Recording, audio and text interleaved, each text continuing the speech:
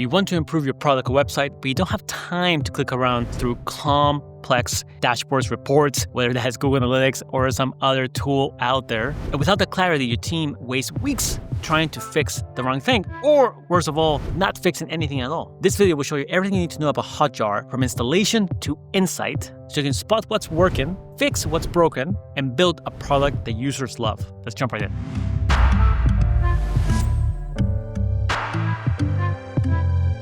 Hello everyone, my name is Ruben. I have published 2 commercial books and helped 100+ organizations with their data stacks. And on this channel, I show you how to do the same through practical tutorials and smart strategy. Let's dive into the video.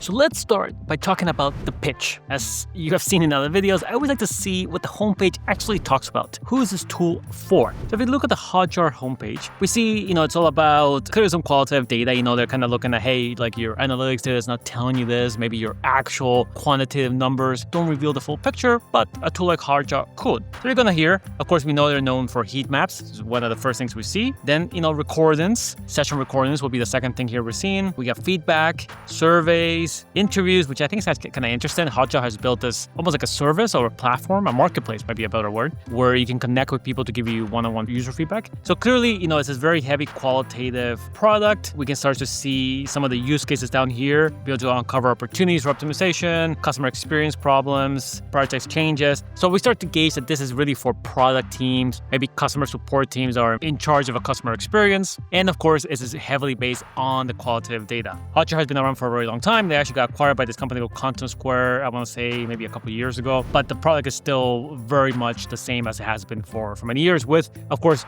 more improvements and just more ways to collect qualitative data. So this is the pitch. Now, if this is the tool that you're looking for, if this is your use case, of course, you're in the right place. So now let's look at pricing to understand what this will cost you if you were to implement it and use it on a regular basis. Now, the pricing, as always, is broken down to monthly or annual. I like to look at monthly just to make things a little bit more standard. We start to get a gauge of what are the limitations of different levels of plans. The first thing, of course, is the number of sessions you can track. There's a number of session recordings you can create. And this is a daily number, which I think is kind of interesting. Typically, you see it as a monthly number, 35 times 30 or 100 times 30 being 3,000. But the daily number is actually kind of interesting because you might not actually want this to run all the time. You may run it for, let's say, a week at a time, and then you pause, and then another week and so forth. So perhaps, you can have a higher daily number and a lower overall number over the month, maybe. So the basic plan, of course, gives you the heat maps, recordings, some basic integrations here. If you go to the next plan, we start to get some more information about that session itself, perhaps the ability to track custom events, which may be handy beyond the out-of-the-box data you get. And then typically as you go higher and higher, you start to get more custom integrations. And of course, in the large plan, you tend to see like SSO, dedicated customer support, success manager, SLAs, things like that. I also like here, they can actually quickly edit a plan based on what your needs. So you may only want, for example, the heat maps and recordings, and you can start to look at how many sessions you might need per month, right? So you can maybe take, perhaps you want the plus plan and you get a number here based on what this will be a month, or if you pay yearly with a 20% discount, maybe you want to do that and you need the surveys and feedback. Same with the plus plan. So you start to get a gauge of especially some of the discounts you might see altogether. I always like these calculators where you can kind of play around with it on your own and get a gauge of what these plans look like. Of course, if you're beyond any of these numbers, you're talking to sales reps and you're going to get a custom quote. But this is the overall number, the overall data. I think the interesting here when we dive a little bit deeper into the reports is some of the more light product analytics reports, like the funnels reports, for example, are typically at the higher level plans, and some of the more custom ways of collecting data are the business level plan here. But you do have quite a few things in the initial plans. And again, it all depends on just what you're looking for, what kind of optimization or integration structure you really care about. Whether you want to use HubSpot or Jira or Slack or something else, you may not care about any of that, of course, and that's fine. So that is the pricing plan.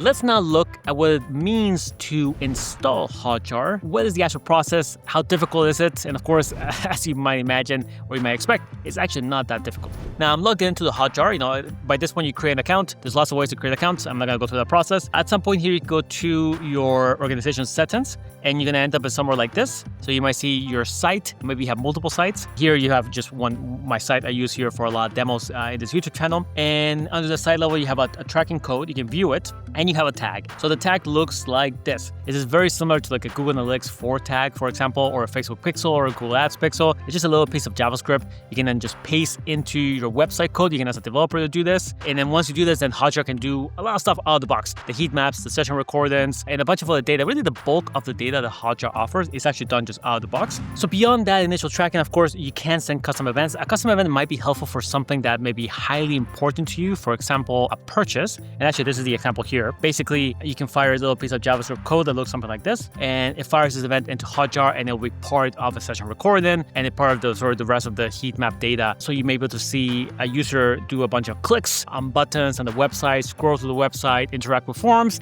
and then you add custom events for anything that may be not captured by that, or you simply want to have more fidelity in it. Before you do custom events, of course, you just want to run HotJar, see a few session recordings, and then see if you actually need to add anything else. But you do have the option. Again, this is not as common just because you get so much data out of the box. We also have what's called the Identity API reference. This is just being able to send user attributes into HotJar. Of course, if you don't do this, all your users are more or less anonymous. You can't see things like browser, city, region, and things like that. But if you want to pass specific user attributes, for example, maybe they are subscribed to a specific plan, like a monthly or annual plan. Maybe there are other attributes you have in your own database, like a gender or something else. You can pass it into HotJar, and again, it just becomes part of the session recording data. And if you have the right pricing plan, you can then filter your data through that by saying, show me all the male users or all the female users, or show me all the users who are on an active monthly plan, or the ones who just cancel in the last 30 days, whatever it is. You can do that all through the Identity API. And again, this is just a little JavaScript code that you can deploy to manage this. You can also pass user IDs, which is sometimes helpful. I've done use cases, for example, where we take HotJar data and we combine it with other data, like mixed-span or amplitude data, and we do that all in the data warehouse. So we need a way to unify that data across multiple sources, and having a user ID is, of course, one of the easiest ways to do that. You can take your user ID and then combine it with pretty much any other data source that has the same user ID. But again, this is all advanced things. Just simply adding the HotJar tracking tag is enough.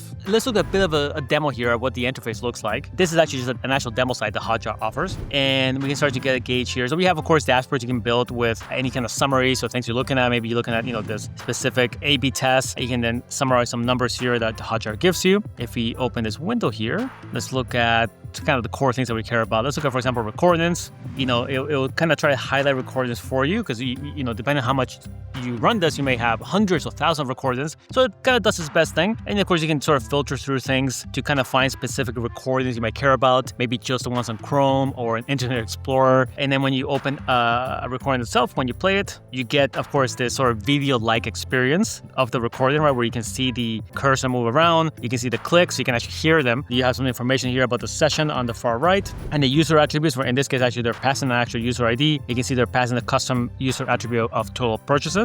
And you can then sort of fast forward through this. You can see there's some things that are being highlighted here in the scroll bar. So very helpful, right? Now, of course, you can then, you can sort of skip an activity. You can try to tag things for other team members, maybe add comments. I find the console is sometimes kind of interesting, where it can reveal some technical errors. Not always, but sometimes. Kind of gives you a summary of what some of the recording actions, and you can see this timeline here of this user. So, of course, this is sort of one of the core things in the HotJar toolbox. So just the ability to look at session recording is quite handy. Then we have heat maps. So as we expect, we get a specific page, for example. Then we can see the different interactions on this heat map. So let's look at this. Let's look at the last 30 days. And we can look at perhaps like a scroll version. So how much people are scrolling through. There's the engagement zones. This is one of the higher things in the pricing plans, but just try to see where people are engaging more frequently than others. Rage clicks, which may have nothing on this one, actually. Let's try to see. Let's remove that.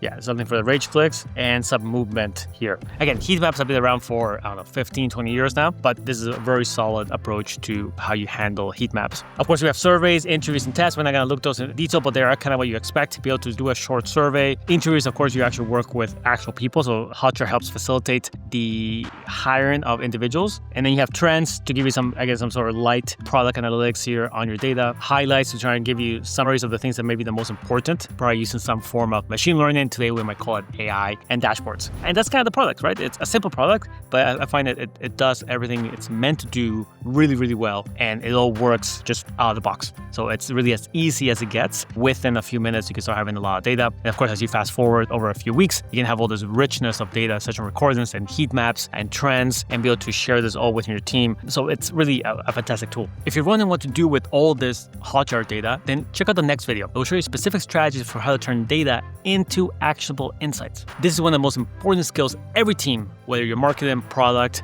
engineering, needs to develop. My name is Ruben, and I'll see you in the next video.